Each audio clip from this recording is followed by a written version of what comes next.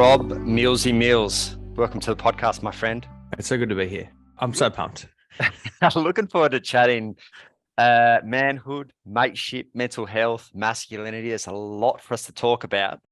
But before we get started, can you give the guys a 60 to 90 second spiel of your background and what's got you to where you are now? Okay. I am a white, cis, queer, curious man. I just turned 40. Got engaged to my lovely partner, Georgie Tunney, coming up to a year ago. No, we don't have plans for a wedding. I'm an actor, singer, smart mover. I won't say dancer, but I can learn some choreo. The last sort of 15 years I've been doing musical theatre, hosting, and also performances and teaching sort of workshops for kids. Recently an author, and got two older brothers, grew up in a dysfunctional family like everyone else. Parents split up when I was 12. They've gone on to have other partners and excellent lives. And what else can I tell you? Grew up in the sheltered southeastern suburbs of Glen Waverley. Played footy all through my life, and cricket and baseball, and got into bands, and then sort of became on the national spotlight, I suppose, with Australian Idol back in 2003. And since then, it's been a bit of an up and down roller coaster, as it is in the arts and entertainment industry, but managed to still be here. And as my brother says, not have a real job, some nearly 20 years later, which is pretty darn amazing. So I still get to sing and dance, and what my brother calls go to crash, which is supervised singing and dancing every day. So I like your brother's humor. It's good. Yeah, he's very good. He's very good. But yeah, mainly sort of acting, singing, for the I mean, since I was 15. So part Aussie bloke and part not Aussie bloke in terms of a lot. And that's one of the reasons why I wrote the book. Is like, oh, where do I fit? Like, if I've got this, the archetypes going back to like 70s and 80s, or 60s, our grandfather's age and whatnot. There's like there's the Jackie Howe wearing sheep shearing bloke from the country. There's the businessman who wears the grey suit and the bowler hat, and then there's the blonde beach Bondi surfer bloke. I'm not that either. Like, where do I sort of fit? I'm not really a mechanic type guy. I'm not a overly like flamboyantly gay man in musical theatre. I'm sort of somewhere in the middle of all of these things. And I think that's for a lot of blokes that a modern day bloke, he sort of is a bit of a slashy, he's a bit of all these things. And I think we've struggled most recently, or especially with the amount of suicides, especially for men, and attempted suicides in this country, like, to work out what that is. Where do I fit? If I don't fit for this, then it's, what is my archetype? And maybe there isn't one, and maybe we need to have a discussion around that and trying to find the best version of ourselves, individually, but also collectively. There you go. There's a little that was snapshot. Good. How has that affected you? You talk about it very lightly, and I know you bring humor to a lot of the stuff that you do. How has that affected you, not knowing where or how you fit, or what archetype and identity you fit under? What's been the kind of the pros and cons of that? I think, mate, in Australia, I can only speak from my experience as someone who grew up here, that we fear judgment, and I'm in the public eye, and that sort of just goes with it, about what kind of person that you are, or just being in the public eye. I think there's more scrutiny about your behavior, which is fine. Like, my behavior is pretty good. So, and if it does come under scrutiny, I'm like, that happened. Yep. Yeah, sure. Whatever. I'm not a horrible person. It's been hard at times. I think there's a bit of shame. For a lot of men, we struggle with our shame. We have guilt. We don't talk about the stuff, which probably is not that shameful, but we struggle with it because we don't want to burden other people. So therefore, we carry it with ourselves. We put it in a box. And for me, some of the stuff was probably sexuality stuff for a long time. Talked to my close friends about it, but not publicly about things like that. Whereas I suppose it's just exploration. We as kids will try out gymnastics, footy, cricket, badminton. We'll try different sports, swimming. But when it comes to trying out things sexually, it's perceived as weird and taboo to talk about those topics, or it's not seen as normal.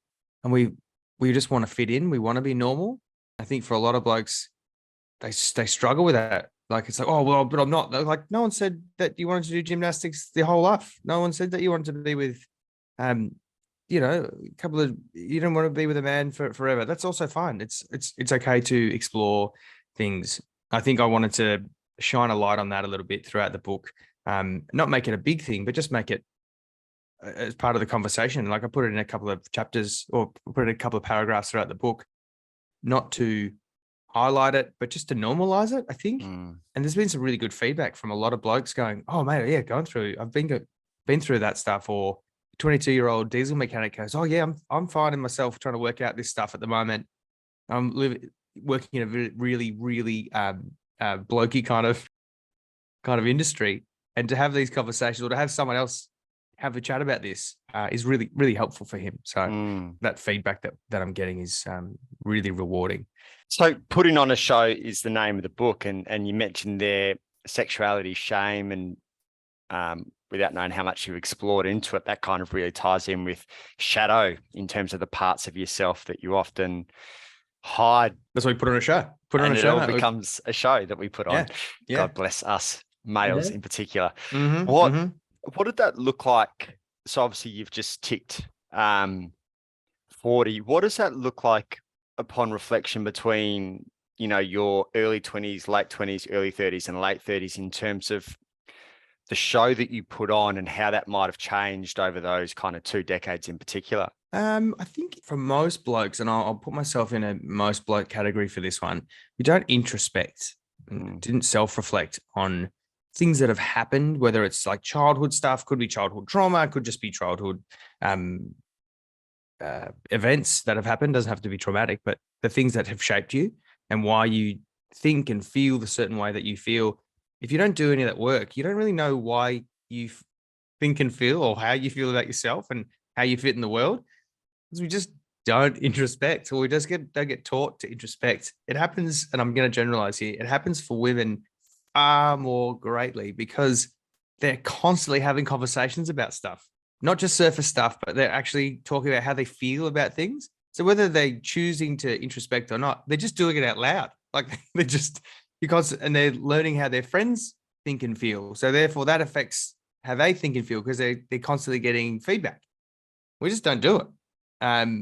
So I think I'm pretty normal in that respect. But it wasn't until I really got into acting, probably around 25, 26, that you had to sort of learn how a character feels. So you got the script and you look at how he's trying to affect the other person in the scene, how he's trying to get Glinda, or how he's actually falling in love with Elphaba.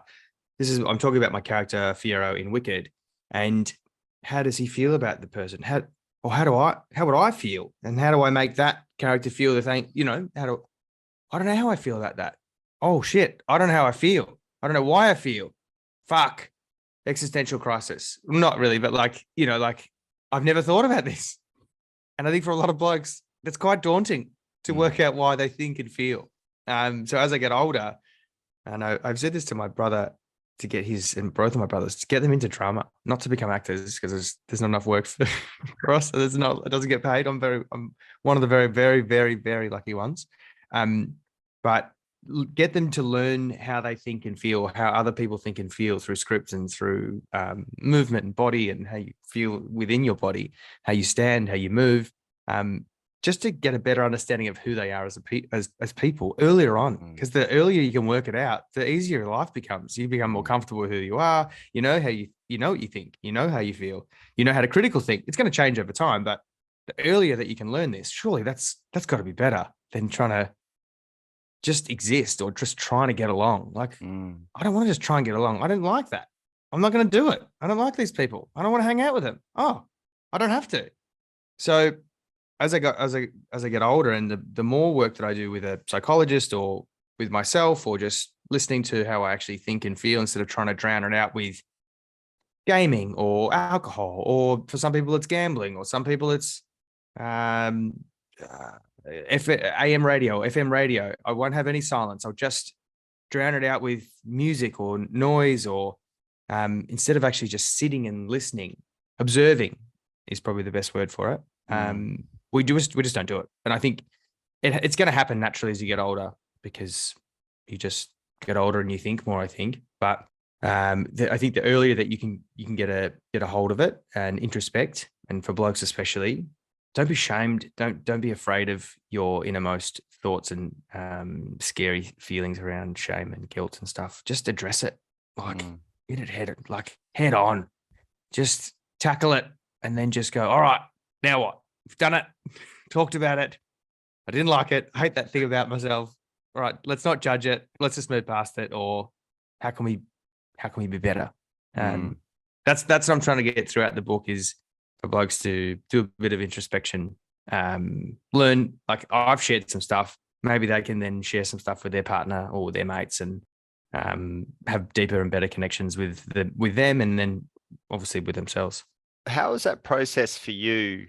Because again, if we kind of generalize with Aussie blokes, whether it's shame, whether it's inability to communicate, it's not always that well received, our inner thoughts with mates. Often they just don't have the skills to understand how to hold space, or how to listen, or how to be comfortable enough in the uncomfortable sharing.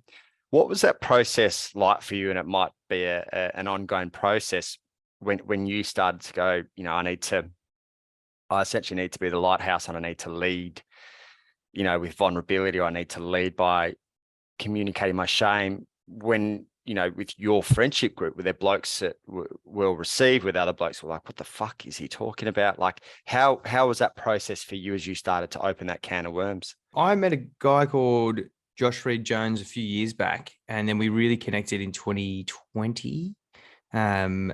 And then I was like, or 2021, really, I moved into the same suburb as him, and having another bloke who gave me space. I'd also been seeing a psych for about 3 or 4 years before that as well, on the reg, probably every 3 to 4 months, which I highly recommend. I've been doing every month this year, the first week of every month, and it's been epic. But having a mate, similar age, to hold space, to build trust, to have those conversations, to help unpack, not to solve, but just to sit and listen, no judgment, really important. And as you said, not all blokes have that, but they probably do have a sister, or a mum, or an auntie, or an uncle. There's got to be someone. Like, you just do the stats. Someone has to be good at it in your circle. Like, it's just a numbers game. But if not, there are counselors who are really good at holding the space for you, not to solve it, but just to hold the space, to make you feel comfortable and not judged. The process has been long, but also so rewarding. You just the more that you learn about yourself, the things that you do like, the things that you don't like, and then how to get back to the things that you do like, the things that you are good at. I don't think I'm a trailblazer in this by any means, and nor do I want to be the beacon that people come to for advice. That's the point of the book, was to shine the light on the people who are actually doing this work professionally, whether it's Pat McGorry, or Professor Jane Perkis, Dr. Zach Seidler, my mate Tommy Harkin, Kirk Docker does it in a way of just shining a light, creating You Can't Ask That on the ABC, by just creating conversations with these people that, these taboo topics, and having these conversations. My mate Macca does it instinctively as well, I think, just as an ex-military sniper. He's really good. Reverend Bill Cruz does it instinctively, as someone who just opens his doors and feeds the homeless has done for the last sort of 40 years. I'm trying to shine a light on those people who are actually doing the work. But for me, it was like, all right, well, in my head, I'm just an everyday bloke. So if I'll share some stuff, hopefully that gives other men the courage to do the same. That was kind of the point of the book. And here's me introspecting and reflecting on some conversations I've had. And maybe you will also, as the reader or the listener, if it's an audio book, will do the same. Listen and introspect yourself, and then go away and have more conversations with yourself and with your partner or your siblings or family or friends. It's worked out pretty much exactly how I thought it would work out, the book. So, and I had a lot of help with finding some research and stuff to back it all up with Paul Connolly, the ghostwriter. He's just excellent, just such a good bloke. And even that connection I've had with him it's awesome. What's the feeling for you? You mentioned feelings before, and as you introspect, you become more attuned to those. What's the feeling for you as you open the can of worms? You obviously mentioned sexuality earlier, and I'm sure there's other areas of your life that potentially had some judgment, shame, or guilt. What's been the feeling that has kind of, I guess, washed over you as you've spoken about this in the book, potentially spoken to other blokes about it? Because it can, once you do, open the door to that shame, it can be quite liberating and freeing on the other side. But what's that process been like for you? How do you feel about some of those, things that you've spoken about and some of the cans of worms that you've opened as well? There's this great adage that when you own something or you acknowledge it, you take power over it. So the thing that you were hiding away from everyone, this fear of people judging you or you judging yourself for it, as soon as you actually own that, you actually take control of it. You take the power over everyone else. So they say, "Oh yeah, but you're this." You're like, "Yeah, that's what I said. I've just said that." "Yeah, but you're that." You're like, "Yeah, that's what I'm saying. I've just said that." There is no power that people can have over you if you've already owned it. So the thing I found, especially the sexuality stuff, or sexual exploration, let's call it as well, is I think a lot of blokes go, "Yeah, thank fuck someone said that." Or there was like one article in the Daily Mail saying Rob Millsy caught in the act. It's like, yeah, that's what I said. That was in the book. Like, there was no scandal. And my friends already knew about this and knew relationships that I've had, and I realized, what was I not talking about? It's not like I was not, but I think for a while there was, shame around it. And I'm like, you're just doing a disservice to a lot of people here. Your friends who are in the LGBTQI plus community, like, by saying that it's shameful for one, like, it's not, it's just normal. So I think the thing I was trying to do is just normalize everything, that there is no weirdness, there is no taboo. One of the other great chats I had was with Georgia Grace. She's a sexologist, and talked about the gender norms in the bedroom. And I think for a lot of blokes and a lot of women, there's still the stereotype, especially in Australia, we're very conservative in the bedroom. I'm generalizing, of course, but there are the gender norms that the role playing of each person in the bedroom. We don't talk about the fact that this could be different, that maybe there's a more masculine vibe from the woman in the bedroom. I'm talking about a heteronormative relationship here. But maybe the man wants to be dominated, but doesn't know how to say that, doesn't know how to be vulnerable enough to say, "Oh no, I want you to choke me," or "I want you to peg me," or "I want whatever it is," because they feel like that they might be judged or be weird for that. But if anything, or maybe the woman really wants to be choked, but I don't want to seem as if I'm being dominated by a man, because women are meant to be strong now. They're meant to be equal. I don't want my man to, well, what if you do want that in the bedroom? And that's not who you are as a person on your normal day to day, but that's just how you act sexually in the bedroom is completely different. There are different gender norms or role plays that you can do, but we just don't talk about that stuff. And I think for a lot of relationships, this is what I found having these chats with Georgia and other experts, is that just have these conversations and you will connect better with your partner, but also connect better with yourself, like to know what you want. Oh, it's so empowering. And then to have those conversations with your partner, best sex I've ever had. It's the best. I love that. If there's but we're so scared of it. But if you've got a partner, mate, they're in. And if they don't understand it, maybe they're not the one for you. Dude, you are speaking to the converted on that for sure. I in so many ways. I really liked what you said before, and it reminded me of the Eminem rap battle where he just calls himself out on everything and then hands over the mic. Yeah. And then what do you It's got? literally what it's. There's I nothing am left. poor. I am from the wrong side of the tracks. My mum is a slut. Like what? You know, it's like You did, yeah. What's left? You did it perfectly in your book. Off the back of that, if you were to kind of tune into, I guess, to your own inner dialogue, and obviously being in the media, it's a very interesting space. When an article like that comes out, I think Courtney Act, I don't know who that is, but obviously there's reference to her in the book.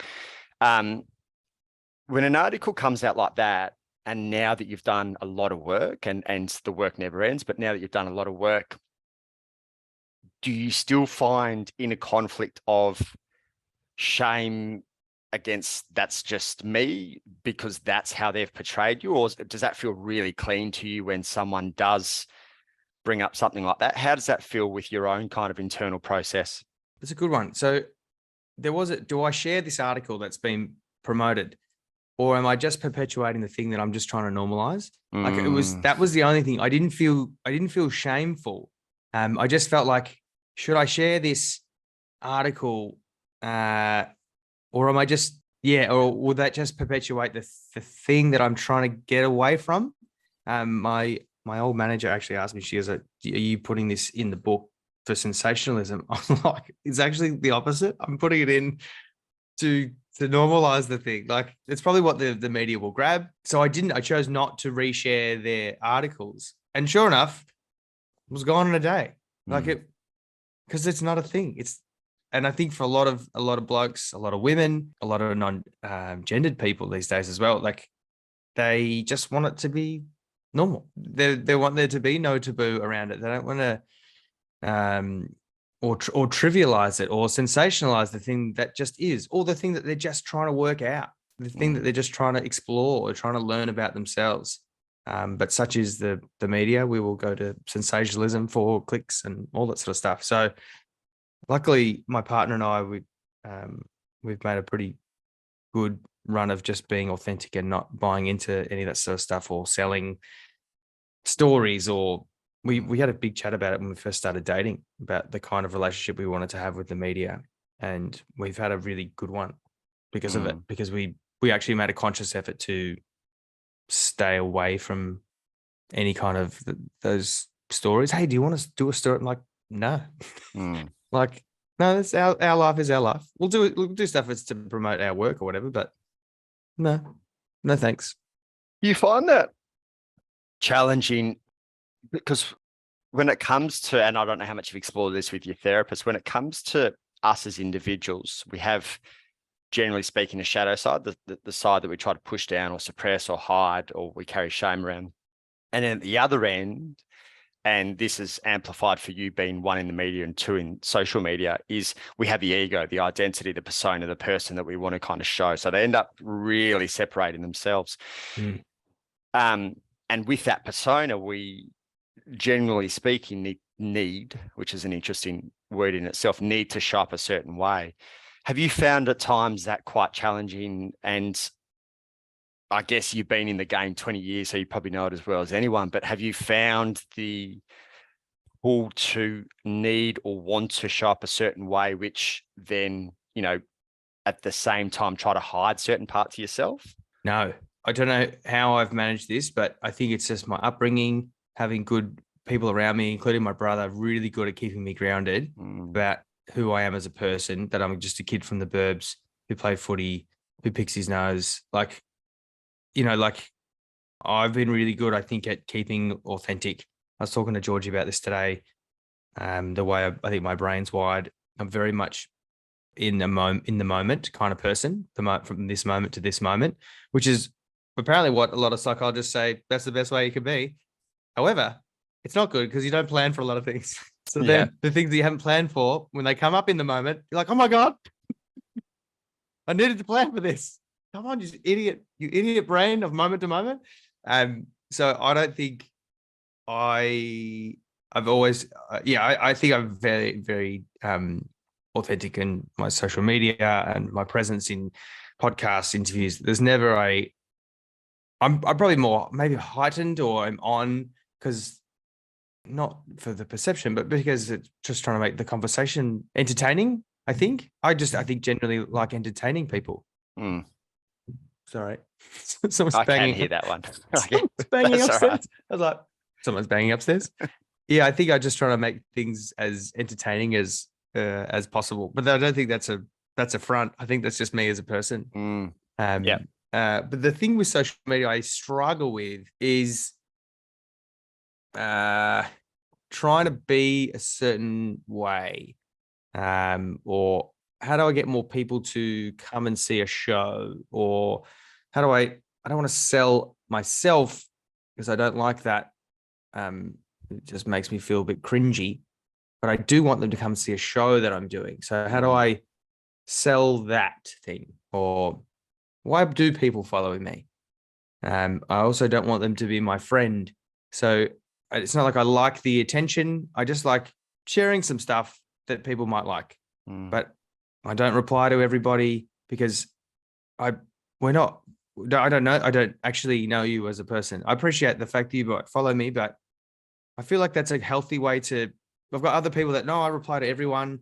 I'm like, that sounds exhausting. Like you only have room for a certain amount of people in your life, or you're choosing that energy to go out to people that you never even met before.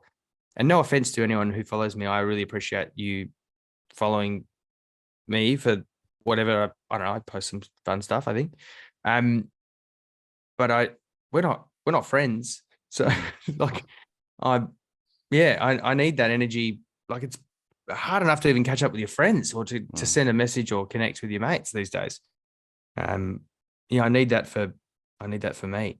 I need that energy. But yeah, I struggle a little bit with social media, how much I should post or how much I should not post or what other people are doing. Then you get sucked into the whole of watching the stuff and like, whoa, that is not a good place to be for your self-esteem either. I think for a lot of people, they get suck it in and then think that they should be posting because other people are posting. You're like, no, mate, you don't need to be a full-blown narcissist. You just go for a walk, go call a friend and actually have a real conversation with someone. You'll feel a lot better about your day.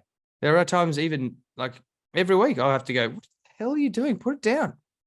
Like, go for a walk. Go on, go call a mate. Go for a run. There's actually there's a method. So I was gonna say it's not our fault though. They're actually designed to keep you on. So I was like, all right, I don't feel so bad, but also you can just put it down. But like it is drawn. It's designed to actually keep you looking at it. It's so crazy.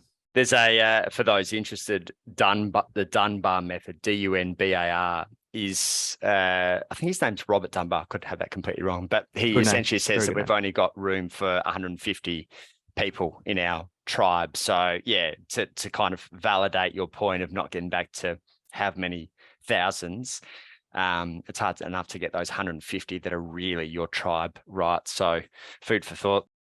You mentioned earlier that you started with the psych. I think you said 3 or 4 years ago. What was the catalyst for doing the work with the psych? I started many, many years ago. Saw a psych a few times. I think it must have been maybe post Australian Idol. So back in the day, there was never a mental health coach or psychotherapist on set for most shows. Now you get a consultation before, during, after for most of those shows now, which is great. I'm so glad we've moved forward in that. But back then it was like, do the show, have your little hero's journey, and then no one talk to you about it at all. Or if you don't know what the hero's journey is, like me, didn't know it. It's like, oh, I've done something. I've slayed a dragon.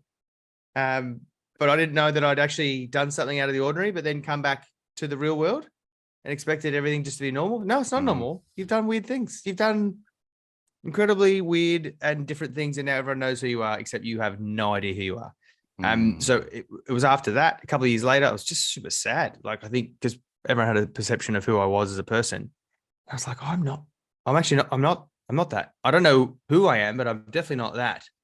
And then I was like, I think I was just sick of being sad. Yeah, I think that was it. That was like, oh, you go to see a psych when you're sad. I should do that. So I did, booked in a few sessions, and but it was probably 4 or 5 years ago. I met a psych through a friend of mine. He's like, my guy's really good. He's also on Skype, so you don't have to go to the session. Because I had a few over the years. I'm like, oh, I've just been to a few sessions, and I'm like, I don't actually click with this person I'm talking to. I feel like I'm in a stale old office, or I'm in someone's apartment. I feel like emotionally pretty intelligent, and then them trying to work out stuff. I'm like, oh no, I need you to be smarter than me in the room. And for a few of them, I'm like, oh no, I'll just lie to you. I'm just going to talk around you. You're not going to challenge me, and I need to be challenged. I think for a lot of blokes, we need to be. Fuck, I just thought of that then. Maybe that's part of it. Maybe that's why blokes don't go see a psych, because we're like, I'll just talk all over you. We need to be dominated. We need to be we need a silverback in the room, whether they're male or female or non-gendered or whatever. Like, they need to be. No. It's my room. Maybe I don't know. I'm just throwing that out there. But yeah, 3 or 4, 5 years ago, I started seeing Paul McNiff, who I talk about in the book, who's excellent. He's got a great book out about relationships and solving the relationship conundrum. He's brilliant. He uses lots of really good catchphrases, really easy to sort of jump on board with certain things, and he challenges me, creates a safe space to be vulnerable, to cry, to laugh, to joke, to self-deprecate, yet also empower in the very same breath. Like, he's excellent. And I know that there is a psych for everyone if they need one. Some people don't even need it. Some people just need a session. Some people need ongoing support. Depends how your brain works. But I've loved it. And this year I made a pact of going every month, the first week of every month. And it's made a huge difference. Not only because do you work out when you need the help, it's great to have something coming up to look forward to, but also when things are going really well in your life, you can actually check in and go, oh, why is that actually going well? Oh, well, I'm exercising more, or I'm having better conversations, or I've used less social media this month, or I've planned a few things that, cool. So planning works, exercise works.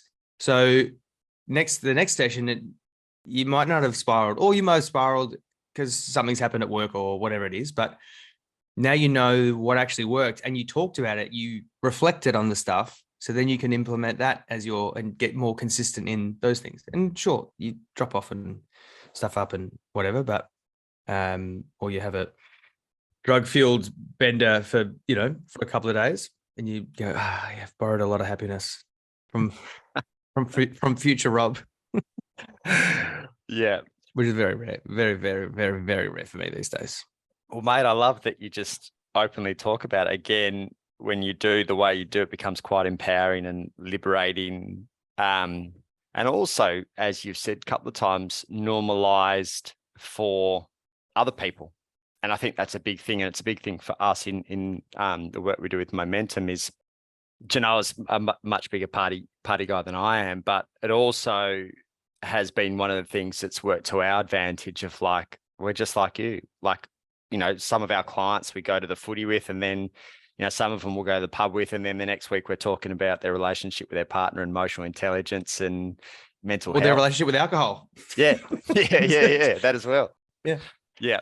What obviously, with the book and so many collabs that you have within the book with all these people that you mentioned earlier, what did you learn about matehood or manhood, mateship, mental health, and also masculinity in that, that you think, one, benefit you, but two, potentially benefit the average Aussie bloke as well? The first thing is, let's touch on masculinity. You look up in the dictionary, it's possessing traits of a man.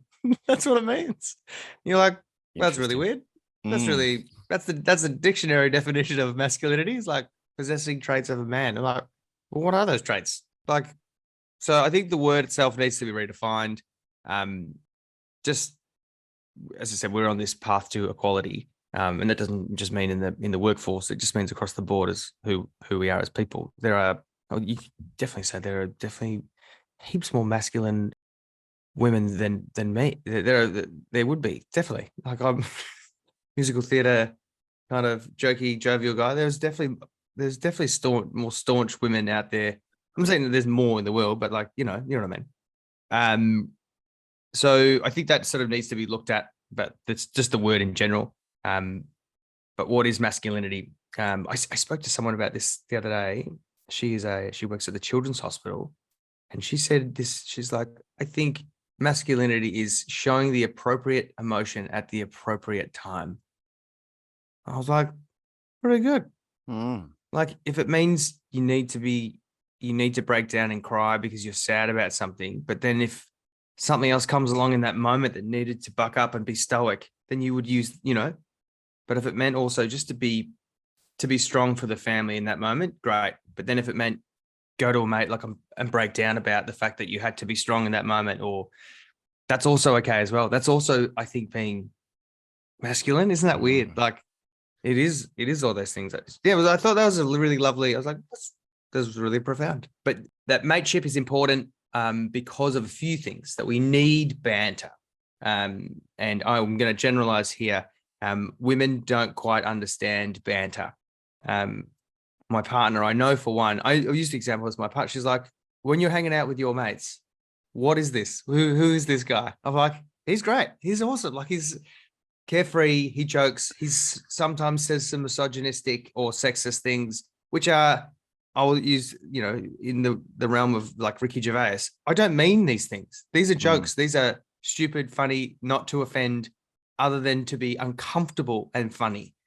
Like, clearly, babe, I am not the guy who is, is thinking those things in a hatred or a spiteful way at all. It's more of in a joking manner, right? And I'm not saying I go around misogynist, sexist all the time as well. With my mates, we also do talk about politics and life and social issues and politics. Yeah. Anyway, just on that quickly, because again, I'm really interested in this and the media that you spent so much time in, with the at times quote unquote woke community that can really get dialed up about things, potentially even at times take them out of context. How have you had anything that's blown up, or have you had any people that take things out of context because of the exact example where you throw away a line that might be deemed inappropriate, and the world that we're living in at the moment is fucking wild. You can't say anything inappropriate. You meant that. You meant that viciously. No, yeah. I'm on your side. Like, I'm joking. Like, I many years ago posted retweeted something. I got off Twitter like 3 years ago. But before that, like, I don't know, I think it was Hawthorn beat Sydney in the grand finals. That was 2014. Yeah, I think it was. And there was a Lego figurine, Hawthorn Lego figurine bending over a Sydney Swans figurine. And good to me. And I just retweeted. I don't think I even posted any words with it. And there was Rob Mills, homophobic. And I was like, what? No. No, I'm music theatre. And it blew up. Someone set a civil suit against me to say that they felt personally vilified by this picture. I was like, I didn't create the picture, but also, so I wrote an apology, and but this is before wokeness. Like, imagine that now. Yeah. And then other friends of mine were like, actually, this is quite manly, like, to be the power bottom. Like, I would like this. Like, other people standing and saying how, like, I'm not offended by this at all. Anyway, it was really interesting. And I was like, oh, wow, that's the first time that's ever happened. Even now, I think I'm careful of it. But I'm also I think I like to come at things, and this is for a lot of people, they need to realize this. If you come at it from a place of curiosity and kindness, you can't go wrong. Like, if you're coming at it from a place of ignorance and if you don't want to learn, therefore that's when the backlash happens, because you're aggressively anti the thing. If you come at it from a place of like a proper question mark, a proper curiosity of like, what, why, or how, or help me understand this, instead of just, I think that's all that anyone ever wants. They want to find their place. They want to find belonging, but they don't want to be ridiculed in it. So if you come at it from an actual place of curiosity, or as I said with Ricky Gervais, it's an obvious joke. Like, it's clearly, I do not mean this. And it comes from a place of playfulness, maybe. I think that's blurred. It's certainly blurred online. It's blurred in direct print. If you read something in direct print, you can't read the tone that I've set it in. And it can be misconstrued in text messages, emails, yada, yada. So I'm a massive believer in just the importance of actual conversations and real dialogue, like real conflict resolution can only ever happen through. I mean, this is close, our chat here, like with the Zoom, but even then, we're still like, you're looking at a camera. I'm like we're just off. We're just not quite connecting in the eyeballs. That's when we truly feel body language from other people. Like, it is so much more powerful than getting an email or a text. Like, you could say nothing and your body language says so much. We've lost the last couple of years of lockdowns. We've almost lost that. But yeah, I'm a massive advocate for people picking up the phone and having the conversation, especially to resolve something. Oh, it's so much is lost in email and text. No, I went on a massive tangent then, but I think you were asking about the masculinity stuff, was it? Sorry. Yeah. Mate. So what have you learned about mental health, manhood, masculinity, but also what have you looked to implement or integrate into your world off the learnings and the research that you've done for this book? The importance and how long it takes for blokes to open up, the fact that we take longer to build trust, the fact that we don't want to burden other people, so we don't say the things that we probably need to say to our partners, to our brothers, parents, or friends for that matter, because we don't want to burden other people. But I just have to keep saying that a problem shared is a problem halved. Like, I know Gussie Wallen talks about the importance of blokes having real chats. He said at the moment we're probably at 100% banter. And that's what I was saying before about the banter is super important for blokes to, in a way, to neg each other, to bond with each other, to give shit to each other is super important because it does build that trust, like knowing that you can do all that stuff. But yeah, Gus is saying if you're at 100% banter, no real chat, you're not really connecting with a mate though. So as long as we get it to he wants it to, just 5% real chat. And I said, maybe 15 to 20% is probably better. That's my preference. But he said, look, even at 5%, that's a win, from where we're coming. And I think if you talk more than that, it's for blokes, it's compassion fatigue. Like, I don't want to talk about someone's problems all the time. One of the best things about going to see a psych is when you offload your problems, you don't have to listen to his or hers. I mean, you pay for it. You pay for the privilege of not having to take on their stuff. But when you share stuff with a mate about your stuff that's happening with the missus or whatever, and then they go like, "Oh, you think that's bad? Let me tell you about it." Like, I don't want to take on your stuff as well. That's part of it. But also, it is good to share that stuff with a mate, just because you know that quite often you're obviously similar age or similar, interests. That's why you connect as friends. This just connects you more deeply, I think, when you can share something real. And I just wish, I think it is happening. Like social change is happening. This chat about blokes. There's so many, like there's podcasts, there's books, we're craving it. And I think for a lot of people out there, they're like, "I want it now. Why is it not happening? Why are blokes talking?" Like, we are. In fact, you look at the most popular podcasts at the moment in Australia, they're about blokes having chats. Like, we're getting heaps better. I mean, they're in the top 100. They're not number one podcast, but they're, we're doing it. We're doing the work. We're listening to people like you, and we're listening to other people who are willing to, and we're actively interested in it because we don't want to feel sad. We don't want to feel alone. We actually do want to feel like we're connecting with others. And there is those chats now, I think, happening around barbecues and happening around fire pits that sometimes, it's after 20 beers. Okay, let's just try and get those chats happening after maybe one or two, so you can remember the chat that you actually had. But I bloody love you, man. Like, just tell me that you love me after 2 beers and tell me why. Not just like, "Oh, I just love you." Why does it take 20 beers to get to that chat? This is what I want to know. This is like, can we get to that chat earlier?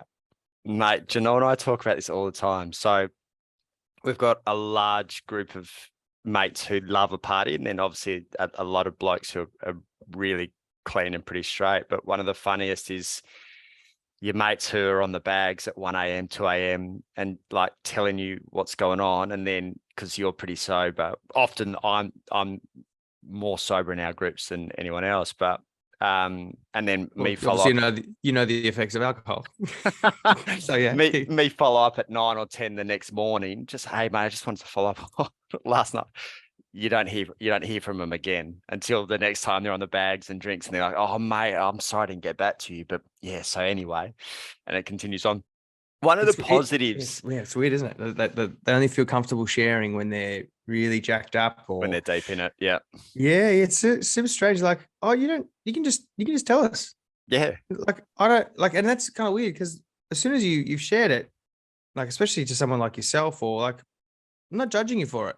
nah, So, God no, and once you've actually shared that sort of problem, especially in Australia, mate, I think we're super kind and compassionate just naturally in Australia. As soon as you share, like we give more to charity than any other country per capita in the world, right? So if there is a problem, we have this mateship kind of thing in us, this Anzac spirit, whatever it is. If someone is down in the dumps and they say something, there's footy clubs, there's baseball clubs, there's netball clubs that they get around the person. There still has to be the moment where you go, oh, I'm struggling. Put your hand up. I guarantee you're not going to be judged for it. You're just going to be supported. How many times have we heard the conversation? Oh, I didn't know. They topped themselves and we just didn't know. It's horrible because as soon as you do know, everyone steps in to help. But we're just so scared of the shame or burdening other people for the stuff that we've got. It's not a lot. Sometimes it's just a conversation. Like sometimes it's financial. Sometimes it's a lot of different circumstances, but sometimes just being heard and just knowing that you're loved and knowing that you're supported. And I guarantee it, you are. Like you really are. Like, but for some people it's really hard just to own it. And that's where the real, I think, bravery comes. And that's I don't know. I said this, someone said to me that writing this book is brave, and I was like, oh, I don't think it's brave. I just think it's necessary. So if I'm doing it, then more people hopefully will just do it. Like that it's okay to share some stuff. One of the positives that helps massively in the way that you've gone about things as well is the fact that you have become a lighthouse for this work in terms of opening the conversations up, having your psych. It also takes a lot of pressure off your relationship, because I think for a lot of blokes, that is their one, and it's a lot of fucking pressure for their partner to be the one and only support mechanism for that. How as you've got better with dialogue, communication, sharing, and potentially even, working through your own shit, how has that had a positive impact on the relationship with Georgie? Oh, mate, look, let's just touch on the fact that in a lot of relationships, that the man will get together with the woman. We can talk about cis relationships, but let's talk about all relationships. And by the end of that 20 years, 30 years down the track, his mates have dropped off, and now you're just hanging out with the wife's friends because she's really good at keeping in contact with all her friends. So, who are my mates? Or maybe I got together young and I didn't learn how to make adult friends. How hard that is for blokes for some reason to put themselves out there to go, oh, do you want to be friends? I remember having that conversation with some mates that I'd met, or some guys that I met. I went, I really like you. Can we be friends? I actually said the words, can we be friends? It was super awkward. I think I had 6 beers, but they're still some of the best friends that I've got today because I really actually enjoyed their company. They made me feel good. They were funny. They were like inspiring. They were entrepreneurial. I was like, oh, I would like to, would you be friends with me? That's something weird. So what I've realized is, and I've done this in relationships in the past, put everything into this one person. And then when they don't amount to all the things, they don't tick all the boxes. You're like, why the fuck do you tick all the boxes? I've done everything. I've put all this, I've given you everything. You're like, all you've done is give her pressure. That is horrible, Rob, to do that, to think that they can tick every single box in your life. What weirdo does it? Like, whether it's a Hollywood fantasy that we have of love and relationships, that this one person is going to change your life. Nah, they're just the one person who understands you, who gets you, who tolerates you probably but also who just loves you for you. So therefore you need to just love them for them, faults and all. And if you need that person to go and kick the footy with, it's probably not going to be your partner. So go and kick it with your mate. I think that's what we struggle with in lockdown. A lot of the time, it was like, oh fuck, it's just you. It's just, and people are like, a lot of people broke up, or a lot of people went, oh, cool. Okay. So it's not just you all the time forever, but it is. But all right. So I need to get other things I need to get some humor from my mates, or I need to get my workouts with another group of people, or I need to get deeper chats with that person, or I need to, work out the things that you do need to get from your partner. And they're just conversations that you need to have with them. And they'll be awkward, but I love it. You got to have them. It's I've said this before, and Tony and I talked about this early on in our relationship about beating the boss to get to the next level. And every time that we hit a hurdle, we're like, oh, we're struggling, or we're not communicating, we're sort of bickering or resenting each other. There's those little resentment wars that you have with one another. Love those resentment wars, silent resentment wars that you have with your partner. Not good. You don't actually say what you're actually not liking about your partner.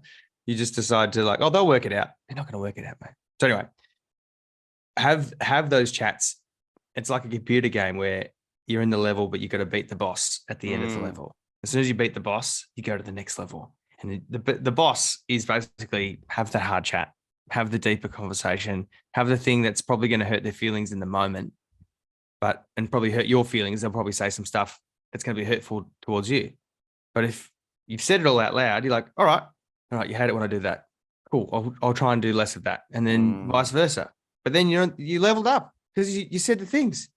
And then you get to the next bit, you're like, right, now this is really getting to me. Then is it something that you can compromise on, or are you just being an idiot? Just have it. Just say the things. Say the things to your partner. If it's unrealistic or you're not meant to be together, you're not meant to be together. But don't leave the relationship thinking it's them when really you did make the effort to have the conversation, because I guarantee it, you'll get into the next relationship and the same thing will happen. You won't have learned how to do any kind of conflict resolution or compromise.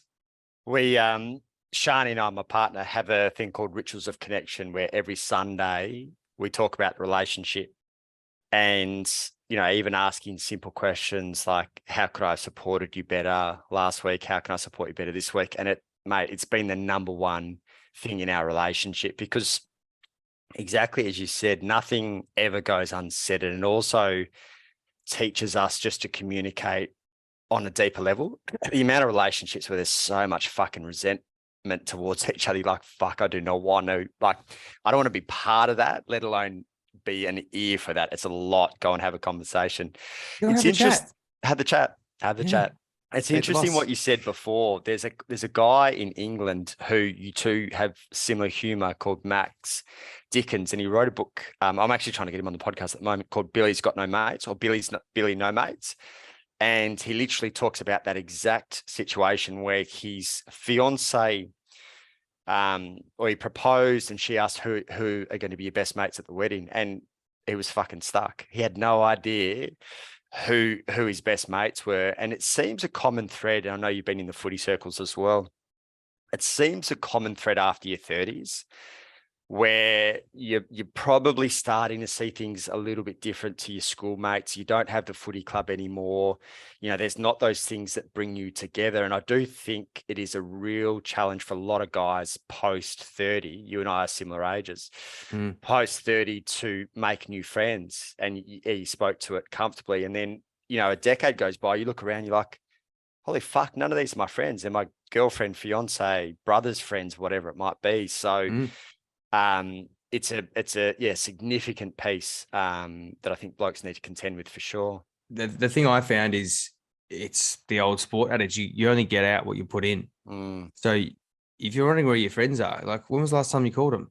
When was the last time you wrote them a letter? You sent them some flowers? You've made them a mixtape, or whatever you do for blokes, I don't know. But like you went to the pub. When was the last time you actually actively spent any time finding about their life? That's how you actually connect, and that's how you cultivate relationships. And I'm terrible at it. Dreadful. Like, I actually have to go, oh, fuck, I haven't called that person anymore. And then you feel guilty because you haven't called them. And then you're like, oh, I'll just let it go. And then more time passes and then you're like, oh, you have not cultivated that relationship. So your garden grows. Your garden doesn't grow, it dies. So you just need to actively work at it. And also then just you can have that awkward conversation of like, I'm sorry, I've been a shit friend. I had a mate call me out in it. He said to me that I caught up with him in Sydney because I wrote about him in the book. And he goes, I don't really remember being so harsh. Like when I said that, I was like, obviously I've embellished a little bit, but like to get the point across. But like, I'm glad you had the conversation. He felt bad about having like saying something really honest with me. I was like, don't feel bad. It was the best thing. So what he said to me, rang me, goes, you've been a shit friend. Like when we're in the moment, I'll go back to the thing I was saying about I'm really good in the moment. He goes, in the moment, he goes, mate, you're the best. Like you actively are listening. You are funny. You're fun. You make me feel special. And that is I think that's a gift that I have of whatever. But anyway, I love it. I definitely don't take it for granted. It's a lovely thing I have. But he said, but also when we're not together, you don't write, you don't call, you don't check in. You've just been a shit friend. And I've been going through some stuff, and like you should have known. Like a mate would know that I've pulled away or whatever. I was like, fuck, what a really great phone call to get from a mate to make me realize, oh, cool, you can't just be in the moment. You have to set reminders in your phone if you're a forgetful person like myself, or write it in your diary of something to do this week. Call a mate, whatever it is. But if you're wondering where your friends are, it's probably because you haven't cultivated the relationship. You've got to put in. I put it in even more than so I just went on a tangent on that incredible coach. I've put it all I can put. I bring the solos.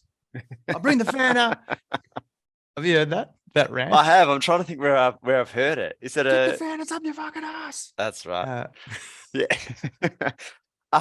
Mate, we could talk for hours, which probably reiterates the point you just made about how good you are in the moment, which is awesome. I do have some mates to call. Yeah. What, based on the book, which everyone should pick up, but based on the book, your learnings and what you know about the standard Aussie bloke, what are 3 things that you think blokes should either consider as takeaways or potentially even look to kind of implement into their world? The importance of introspection. So how do I think? How do I feel about something? Will help govern who you are as a person. It will help make you make better decisions in relationships, whether that's personal, work related, because you just know what you want because you've thought about it. If you haven't thought about it, you literally, someone will make the decision for you. This is how life works. You just have to think about how you feel. So introspection is super important. Meditation, and this could come in any form. It can come in a run. It could come in actual meditation where you're just sitting with your thoughts and just letting them flow over you. It could come in kicking the football. Meditation comes in different forms. For me, it is sometimes just kicking the footy where you're just doing nothing but seeing the ball, get the ball, handball the ball, circle work with a bunch of blokes called the Bangers I do in Melbourne and Sydney. The nothingness of that is so freaking good. And I suppose it's conversation. And not all the time. It's boring. As I said, compassion fatigue. If you're just talking about your thoughts and feelings all the time, you just get tired. You do. Like, it's exhausting. So find that balance for you, whatever that percentage is, the 80-20 or 5-95 of banter and yeah, having those conversations. Even have, like, I'll give you an example of a great conversation. My brother said to me the other day, he said one of his mates was like, I play golf every Sunday. And a lot of his mates are like, oh, how'd you organize that? Like, how'd you, like, got kids and how do you goes? Because I had a chat with my wife and said, this is really important to me. I need this, and this makes me happy. And I'm a better father for it. I'm a better lover. I'm a better husband because I have this time with my 3 mates as a ritual, like having that conversation and this is a compromise that obviously the wife is doing, and also that they've talked about, but for it to even be perceived as like he's getting like free play, like for some blokes, and for some women are like, oh, what a super selfish thing to do. Like, whoa, I just think that's no, this is a conversation that they've had. It works out really well for them. And my brother was like, yeah, I go mountain biking with some friends because I need it for my fitness. I need it for I really like it. I really enjoy it. So don't be afraid to have those conversations, but also don't be afraid. Don't also be expected that it's going to happen. There might be some backlash from your partner as well.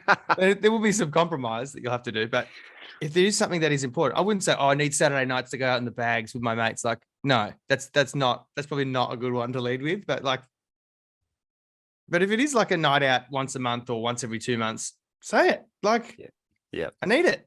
I don't know. That's but everyone is different. And just to be more mindful of those nights out or the heavily drinking, or drinking is a depressant, that drugs are not great for you. You're basically poisoning your body. You're poisoning your inner child. To know that you're borrowing happiness from your future self. But also that you make mistakes and you can move on.